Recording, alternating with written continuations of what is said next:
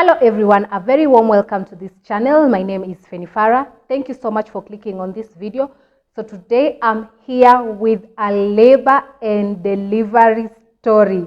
I'm planning my son's birthday and I thought, why not narrate that story? So I am here to narrate the labor and delivery story. Where do I begin? So one day I was just chilling. Let's call this person Mr. Man. I was just chilling with Mr. Man, and then I told Mr. Man, hey, I want to have 5 kids. And for me to have 5 kids, I should be on my second one right about now. I don't even know what I was thinking. And Mr. Man was looking at me so confused. So Mr. Man was like, are you sure about what you're talking about? And I was like, I'm very, very sure. I've always wanted to have 5 kids. And by the way my calculations are going, I should be on my second child about now. And Mr. Man was like, hey, okay, maybe just have that one and then we can revisit this conversation at another time. And I was so excited. I even told some of my friends like, hey, I'm going to try for a baby. So I started going to work. Hey, day and night. If you know, you know. I was working really hard. But now things were not happening as fast as I thought they would, because we all assume that when you want to have a baby, it's just bang, bang, bang, and then there is a baby. But that's not the case most of the time. Anyway, I'm not going to go into details about that, but I was so disappointed because now I had even told my friends that I was having a baby, and then they were like, Bado, Bado. You know the way people are. I was like, But anyway, Mr. Man told me one day, like, if you want to be successful, you have to change your lifestyle completely. So that means you have to start eating healthy, you have to start working out, you just have to take care of yourself all round. So I was like, okay, I think that's a reasonable thing to do. So I started eating healthy. Before that, I never used to eat healthy. I used to eat junk food. I used to survive, I think, on 1 meal a day. I never used to care about food that much. And when I would eat, it would be junk food. So Mr. Man told me, you have to change your behavior all around for you to be successful. And for real, I started eating healthy, and then Mr. Man became my personal trainer. So we used to work out every morning, and that contributed to my success. So one day I was at work. I left work at 3 p.m. and then I went home. So on reaching, I didn't even reach home. I passed by the pharmacy and took a pregnancy test kit. So I went home, I was alone, and then I tested and the results were positive. I felt so nice. Like, I felt so happy. And then I was like, wait a second. These are the things that you do with your partner. So I hit that test, and then I called Mr. Man. I told him, on your way back home, please carry a pregnancy test kit so that we can test together and find out if we are successful or not. So Mr. Man was like, sure. So after work, he came home with the test, and then we did the test, and then it was, of course, I already knew, but I pretended that I didn't know, and I pretended that I was also finding out at that moment. And the Oscar award goes to, but that's in the past. So yeah, the test was positive. We were so happy. We celebrated the news, and then we said that maybe this time round we shouldn't tell people about it. We should wait for like at least we past 3 months, then we can start telling people about it. Because before 3 months, it's like a danger zone. So you have to wait for the baby to be secure, something like that. So we were like, yeah. And there was when my pregnancy journey began. So now, I wouldn't say that my pregnancy was a difficult one. It was pretty easy, but external factors were contributing for, like, I was surrounded by toxic people. Hey, everywhere, it was just toxic people. So I had I believe it's called gestational hypertension. So but this was being contributed by people around me. Kwanza, there was this lady at work. She used to hate me. Like, Okay, before I started working, my dad had already told me, like, when you go to work, there will be people who wouldn't like you. Like, he had already given me that talk. So me, I didn't pay attention to this lady because I was like, my dad already told me that I will find people like this. But this lady was too much. Hey, the bully.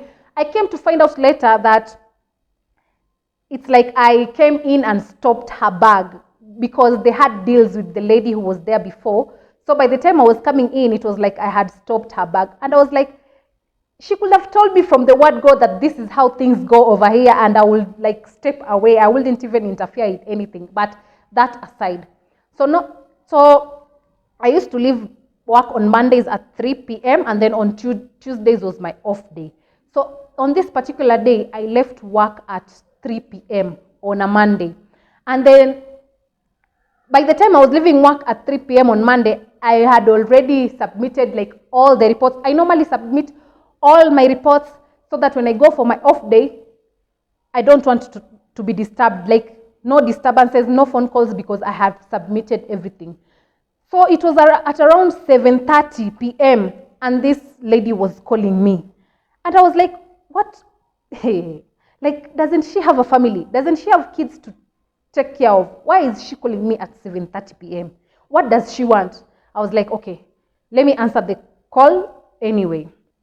So on answering the call, this lady asks me, like, have you sent the report? I'm like, hey, this lady has called me at 7:30 to ask me about the report that I sent in the morning.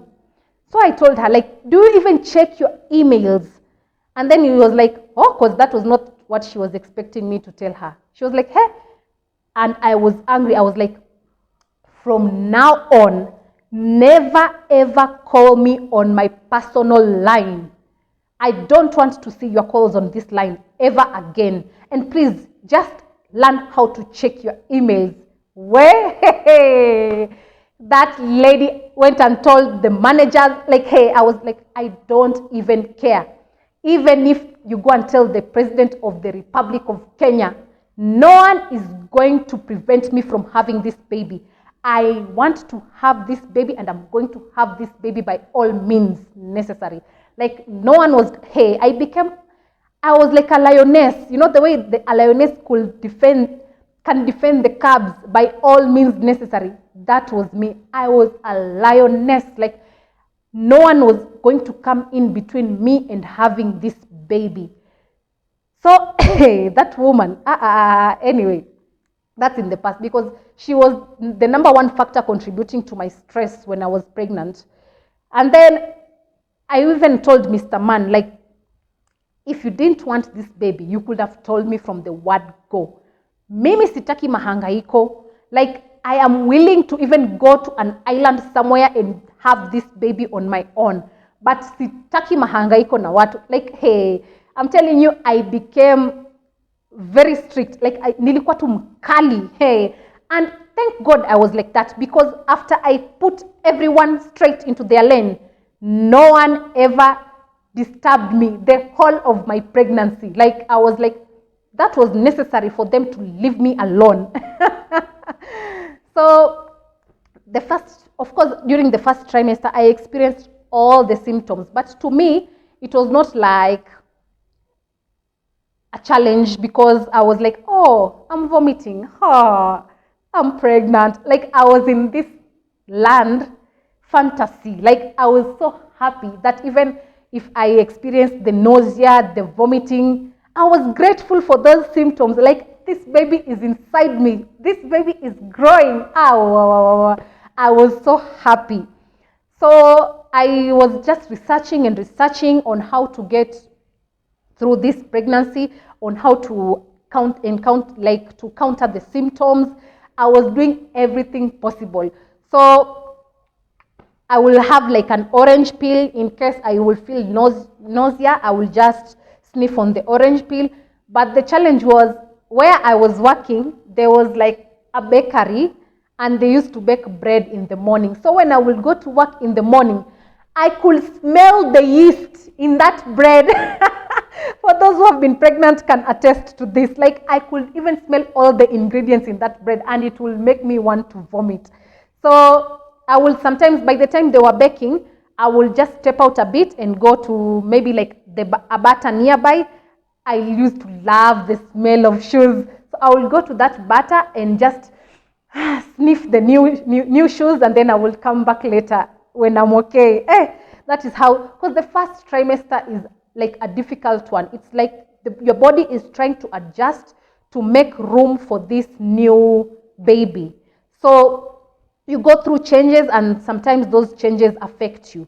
But for me, I was like, I'm happy that finally I'm pregnant and this baby is growing, and I'm just going to do everything to keep this baby. No one is going to interfere with this process of mine, this pregnancy of mine. I will even speak to my belly.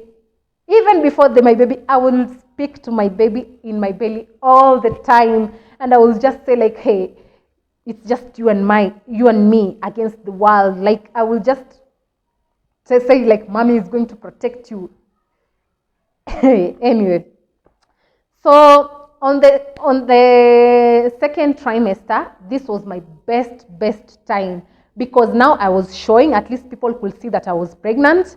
And then, of course, the preferential treatments, when you go to the bank, you go like no queuing, such stuff.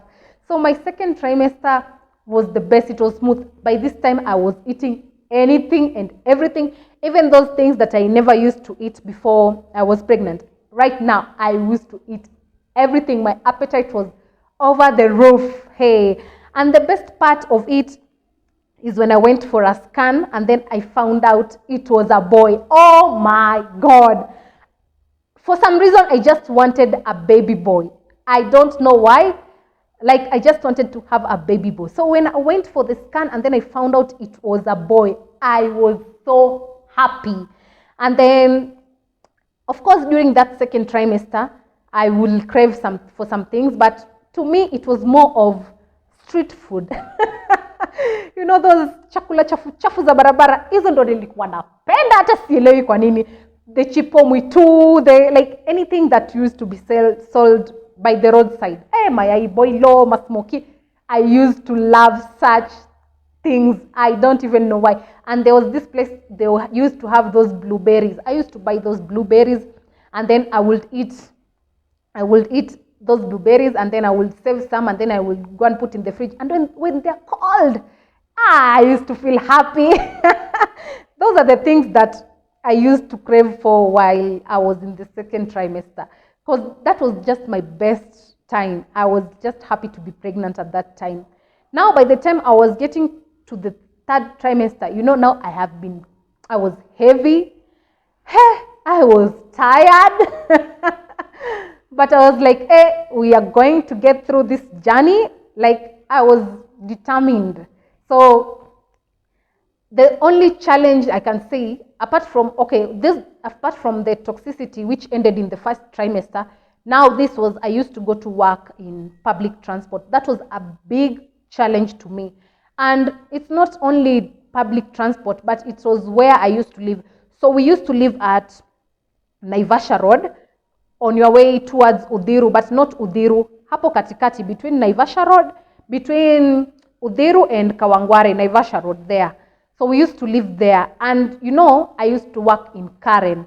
So I used to take, the most convenient route for me was to go to Kona, and then from Kona to go to Karen. So now I used to use 3 matatus to transit. Like, that was hell. And I used to go to work every single day except Tuesday. So I could say that was my biggest challenge, because I used to, from there, Naivasha Road to Kawangware, 1 matatu. From Kawangware to Kona, another matatu. From Kona to Karen, another matatu. So, the up and down, and you're using public transport, that was not ideal for me at that time. I was even telling Mr. Man, like, we need to move, but it was just too late. So I just had to persevere and use, because, hey, first I haven't told you, my Sunday shift used to end at 9 p.m. I used to hate that Sunday shift with all my heart. because at 9 p.m. now there are no matatus. Like, matatus are just one and one. And remember, I was working in a mall. So by 9 p.m., most of the shops we used to close at around that time. So when you go to the stage, you are many of you in the stage, and then now there's only like few matatus. And you know, when a matatu comes, ni ile kupigania kusukumana. And I'm there heavily pregnant. I can't do any of those. So, hey, I'm telling you, by the time I'm going to have a second kid, it will take me a while, because no, I don't even want to have kids if I'm going to go through that struggle again. So it was like that. I remember there was this particular time, it was raining, and then now you get to the stage. I closed at 9 p.m. I got to stage. There are no matatus. By the time a matatu was coming, there was traffic, because I remember there was an event, something was going on at Ngong Race Course. So kulikuwa na jam, and at that time barabara bado ilikuwa haijapanuliwa. So you can imagine the traffic. I stayed on that road. Imagine that day, I called Mr. Man, and then I told him, like, I'm seeing myself sleeping on the road, because the traffic is not moving at all. And Mr. Man had to find means to come and get me, because the traffic was not moving. We arrived at home at 11 p.m. Just imagine. And I left work at 9 p.m. And the next morning, I was supposed to wake up again early to be at work at 9 a.m. Yeah, I think that was my biggest challenge, like the public transport, going to work to and fro every day. That was my biggest challenge. Other than that, my pregnancy was a smooth one. Of course, the symptoms were just the common symptoms of pregnancy, but nothing too serious. So I thank God for that. My baby was growing well. So I remember when I went for the second last checkup with Mr. Man, the doctor told me that, hey, you need to watch what you are eating, because this baby is too big. And I was like, hey, mimi niache mayai boilo. The way I loved mayai boilo. So the doctor was like, you have to stop, because otherwise you won't be able to push this baby when the time comes. You'll have to go to CS. And I was like, hi, sasa hizi ni gani? Let me tell you guys, you can't interfere with pregnancy cravings, no matter what you do. If I left the hospital straight to eat my boilo.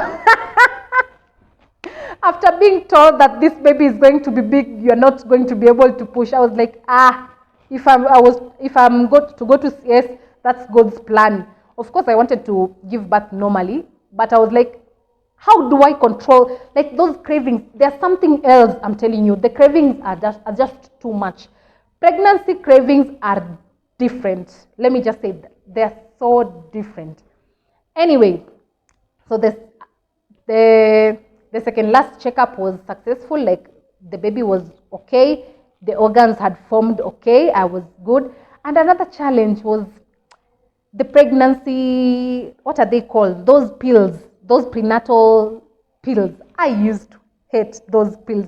You are supposed to take like one each day. Oh my God. If I think, because I hate pills in general, and now I had to take one pill every day. Oh my God, that was a challenge. But since I was like, mtoto si nimemtafuta, hey, I used to take those pills like religiously, because I was like, nothing is going to interfere with me having this baby. Even my hate for pills was not going to interfere with it. So I used to take those pills religiously, but I hate pills even until today. I just did it for the pregnancy. But right now, no, I don't want the pills again. So fast forward to now, before I went into labor. It was, so on Thursday evening, I used to leave at work at 9 p.m. on Thursday. So on Thursday evening, I submitted my report, because I was to start my maternity leave on Saturday, 1st December. So on Thursday evening, I submitted my report, but it was more of like my final report, because I had just done everything. Everything was ready for me to hand over to the person who was to come and nitasemaje kunishikilia the maternity leave. So everything was in order. So on Thursday, I had submitted everything and I was ready to go for my maternity leave. So before I went home, I stopped by the clinic. The clinic was not far away from where we lived. So I went to the clinic and the nurses were surprised, like, "Hi, why are you coming to the clinic at this time? Are you in labor?" I was like, "No, I'm not in labor. I've just come for my last checkup." And you know, these Kenyan nurses, the way they are, ati, unakuja check up usiku. Ai, utazaa tu usiku. I was like, I don't care. Me, I just felt like coming for my checkup today. So the checkup went on well. The baby was okay. Like everything, the heartbeat was okay. Like everything was okay. So I was like, thank God I've gone for my checkup. So on Friday, I was not to report in the office, but there was a Christmas party. It was on 30th November, if I'm not wrong. So there was a Christmas party. It was in Westlands. So during the Christmas party, I went to the Christmas party and it was, hey, I'm telling you, I had the time of my life. I danced.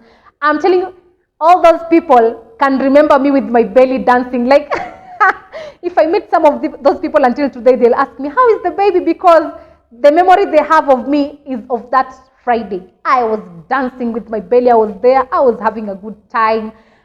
And I'm telling you, I think I induced my labor that night because I was drinking, I was not drinking alcohol, so I was drinking juices, but I was mixing these juices, cocktail, pineapple juice, passion juice. I was alternating between those juices, and I had too much of those juices. I'm not so sure, but I can say that maybe that contributed to inducing my labor because my EDD was on 23rd of December, but I went into labor on 1st of December. So you can imagine all that gap. I think I induced my labor that Friday night. So I had the time of my life, and then at around 7, I think, because I was tired after dancing. You know, you can't dance too much when you're pregnant. So I got tired. I called Mr. Man, and then I said, just come and pick me up because I want to go home. So Mr. Man was working in Westlands, so from where he was to where we were, it was just nearby. So he came, he picked me up, and then I told Mr. Man, like, oh, before we go home, let us pass by the supermarket. I need to get all those last minute things that I haven't bought. So we went to the supermarket. I took all the last minute things that I hadn't bought, and then we went home. So now, Saturday morning, the 1st of December 2018, my maternity leave was officially beginning. Hey, I was like, ooh, maternity leave. I woke up nice, in good mood, like I was okay, prepared breakfast, and Mr. Man was still going to work because he had already even taken his paternity leave from the following week. So he was like, I have to go to work and just finalize things as well so that by the following week, I'm free. We can just hang out and wait for the baby. He was to take his paternity leave and combine, I think, with his annual leave. So by the time the baby was here, we were going to be together. So I prepared breakfast for him, so he was leaving for work. And then now when I went to the loo to pee, this pee was not ending. I was peeing, but the pee was not ending. Hey, I was like, Kwani, what is this? I called Mr. Man. Thank God he had not left the house. So Mr. Man was like, my water had broken. What? But I was supposed to give birth on the 23rd of December, and today is the 1st of December. Why is my water breaking at this point? And it was like, I'm in labor, guys. I was in labor. I hadn't packed anything. Okay, I had bought everything, but I hadn't packed anything. Like, you know, the way people like have the hospital bag. I hadn't packed anything. I was now confused. So Mr. Man is like, just calm down. You know, he's trying to be like in control of the situation. So he's like, just calm down. Let's just go to the hospital and see what they'll tell us. But mimi nisha panic. Sijapak, sijui nini. Hey. So we went to the hospital and then I was told I was still, I think, at 2 centimeters. So I was told, we bado. You know the way they tell you bado, enda utembee tembee alafu urudi. So I was like, kama naeza enda kutembea tembea, I told Mr. Man, you go to work, finalize what you have to finalize. Let me go back home. I pack the hospital bag and then I'll come back to the hospital later. And then after work, you'll just meet me there at the hospital. So that was the plan. So I went back home and then Mr. Man went to work. And then now, as I was at home, now I was packing because I hadn't even, the only thing I had selected was one onesie. I really loved that onesie. I was like, this is the first onesie that I will put on my baby. And is it called a onesie? I think it's called a onesie. Hizo nguo zenye zimefunika kila kitu. Hivyo, yeah, a onesie. If it's not a onesie, I'll insert the name there. So I had that one and now I was starting to, you know, you have to pack things just so, those things people pack. But I was confused. I couldn't even think of anything to pack. I just knew about that onesie. I knew that I wanted my baby to wear that onesie so that I could take the first photo of him in the onesie. Hey, I was so happy. So as I was packing, that hospital called me. Where have you gone to? I was like, I've gone home. And the hospital lady told me like, you've gone home and you are in labor. Are you okay? I was like, but I was told bado. Rudi hapa hospitali mbio mbio. Mbona umeenda nyumbani? Now I was even more confused because sasa I was told bado. Sasa I didn't even pack kabisa. I was like, let me now go to the hospital because these people are just confusing me. So I went to the hospital and they were like, wewe unarudi nyumbani na uko labor. So I had to be admitted.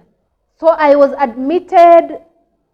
The official admission was around 2 p.m. But before they admitted me, I was like, they were telling me, tembea lakini tembea tu like hapo hospitali, kwa compound ya hospitali, nisiende mbali. So when it was 2 p.m., they admitted me officially. So I went, they checked. I don't know how many centimeters by then. I can't even remember. Let me not lie to you. So I was admitted and then I called Mr. Man and said, I have already been admitted, but you just pack everything that needs to be packed because me, I was confused. I left in a hurry. I didn't pack anything. So Mr. Man was okay. He left work. He went. He packed everything that was needed to be packed because I was asking that lady, like, apak nini na nini? I was on the phone. And then that lady was telling me, mwambie akuje na hii, na hii, na hii. So I was just relaying that message. Amesema hii, na hii, na hii, na hii, na hii. Okay. So Mr. Man was like, okay, nakuja nazo. So I was there in the hospital, but my pains had not yet started kicking in. So I was like, you know, people, the way they're in pain, they are dramatic. I'm like, that can never be me. I was like, I'm a lady.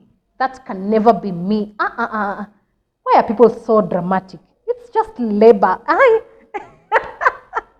Guys, I didn't know what was in store for me. Hey. So it was at around, the time was going, by the time was moving, now I started feeling the pains. I don't even know what, are they contractions at that moment? I don't know, but I was feeling something. It's like cramps, mild cramps. They're coming and then they're going. They're coming and then they're going. So I was like, so this is labor. This is something I can handle. I'm a strong woman. Well, hey guys, I didn't know what was in store. So Mr. Man was there and I was checked again, but I was like, nikaambiwa bado. So they were like, it was time for dinner. I was told, the dinner was at, I think at 6 p.m. I was told, kula, utahitaji hizo nguvu za kusukuma. So I ate all my food. You know, hospital food is not the best, but I was like, nimeambiwa nitahitaji nguvu za kusukuma, I ate all my food. So by the time it was around 7 p.m., I had already started having those contractions. They will come, but they will, you know, the way they are spaced. I wasn't even counting the intervals, but they were there already. So the nurse checked me again, and then she told me like, wewe vile kunaenda, utazaa saa 4 asubuhi. And I told Mr. Man, if I'm to give birth at 10 a.m. in the morning, then there is no need of you being here the whole night. You can just go and have your sleep, and then you can come back in the morning. So Mr. Man was like, okay. So, but before he left, thank God, the doctor who was on duty that night was his friend. They went to school together. So he was like, I was like, I'm just going to speak to this doctor so that he can just keep an eye on you the whole night, and he will be telling me the progress. I was like, cool. So he went and started talking to the doctor on duty. They were catching up and everything, and I was there. Now my labor had started becoming crazy. Hey, the intervals were narrowing slowly by slowly. By the time it was 10 p.m., oh my God, I had become mad. The pain was unbearable.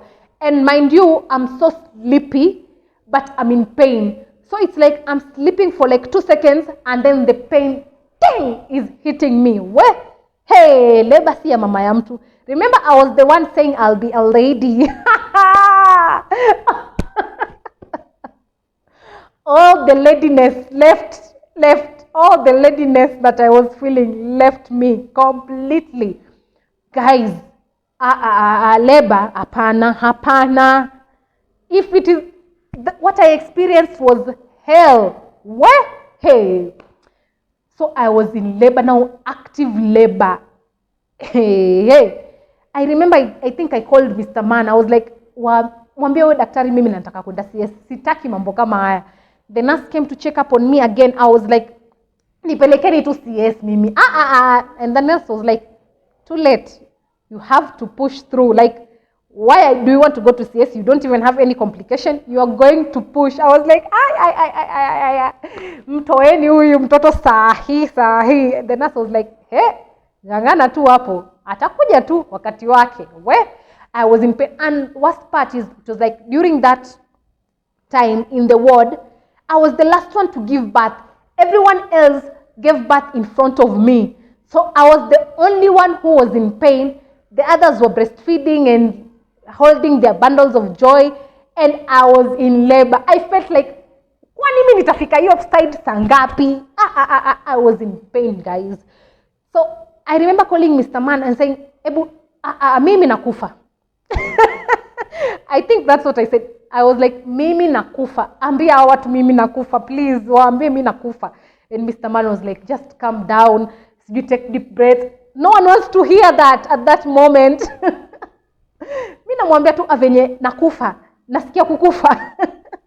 And you're there telling me to calm down. I don't take deep breaths and I don't know what. Those are not the things that I wanted to hear. But, you know, you have to soldier on. Labor is here. There's nothing you can do. It's a process that you have to go through. Hey. So, I labored the whole night, guys. The whole night. So at around, I think it was 5:30. At around like 5:30 a.m., now I started feeling like the baby was coming out. It was not me pushing. It was a natural process. There was this urge that the baby was, I don't even know how to explain it. I don't have the right words. But when it's time, it's time. There's nothing you can do. That baby will come out by all means. So I remember, before that, you know these hospital gowns, the way they are open at the back. So there was this section, I was told, like, you can go around this maternity wing, the whole wing, but don't pass through here. There are CCTV cameras. Did I listen? Oh my God. If there were people looking at the cameras that day, I'm sure they saw me, because I was like, mimi nilipita hiyo. Mimi na... Hey, labor can make you go crazy. So me, I was going through that section. Akili zangu zilikuwa zimenituma niende huko. I'm open at the back. Mara sijui, I've lifted my gown. Like, I'm sure those people who were looking at that CCTV camera, they were like, hey, free show.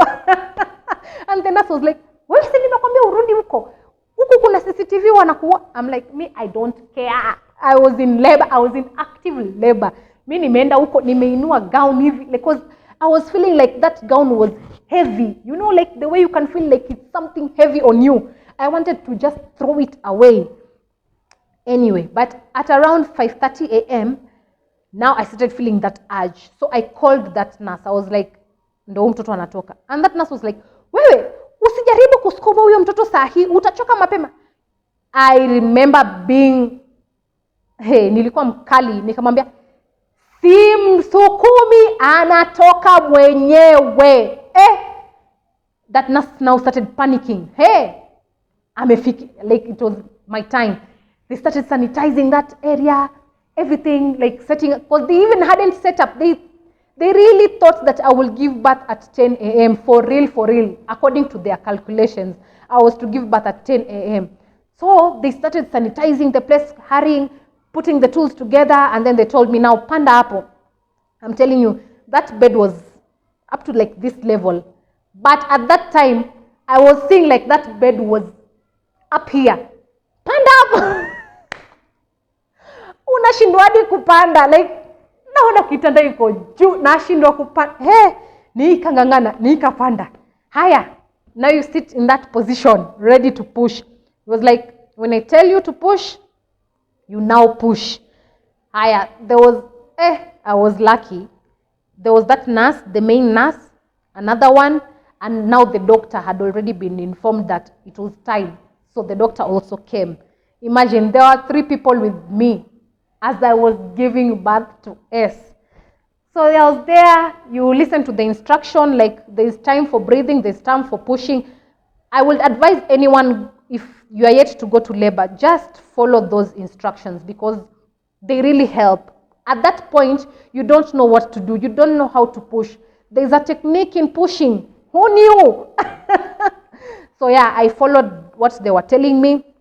And then after a couple of pushes, my baby was out. I have never been happy in all of my life. Like, I was so, even now I'm starting to have tears of joy as I remember that day.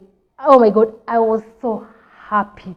I was so happy to hold my baby for the first time. I was like, I can't believe that I am a mother. Like, this is what I've wanted. Like, I had wanted nothing but to be a mother. And at that point, my dream of becoming a mother came to reality. So I had pushed my baby.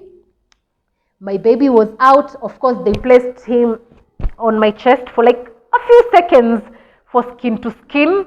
And then they were like, wacha tumvalishe kwanza. So they took my baby away. Okay, they're dressing him as hapo tu kando, anavalishwa, while of course other things are going on over here. They have to clean you. So I was being cleaned while my baby was being dressed up. Of course, they have to weigh the baby. There's a lot of things going on at once over there. And then they have to record everything, blah, blah, blah. But at that point, I was just so happy. I didn't even feel any pain when they were cleaning me. Okay, maybe there was, but I was not concentrating on that. I was in a world of my own. I was so happy. I was like, please, I left my phone in the other ward. Someone get me my phone so that I can call my people and tell them the good news. So yeah, there is where my journey began. So on 2nd of December 2018, I officially became a mother. I became Mama S. Wait. The journey has not been easy, but after delivery, that's another story time on its own. But right now, I'm so happy to be a mother. Like, tumetoka mbali na huyu mtoto. Tumetoka mbali. I'm so happy to be a mother. Like, for real, for real, for real. That was everything that I've ever wanted in life, and God fulfilled that for me. So I'm very grateful. Yeah, and then at around 6 a.m., the first visitors started coming in. Of course, Mr. Man hadn't slept the whole night. He was just waiting for the news. So Mr. Man, his mother, like, people had already started coming in, but my family was far away. So I just told them over the phone, and everyone was overjoyed. Everyone was happy. It was just a good moment. Anyway, I will narrate about, comment down below if you want to know about now postnatal, like after now giving birth to us. If you want that story as well, comment down below and let me know if it is something you'll be interested in. I will narrate that story. But right now, let me end this one here. So thank you so much for watching this video till the end. I'll see you on the next one. And please, guys, subscribe if you haven't already. Subscribe. I'm begging you guys to subscribe. I have more things to share with you guys, and I'll see you on the next one. Goodbye.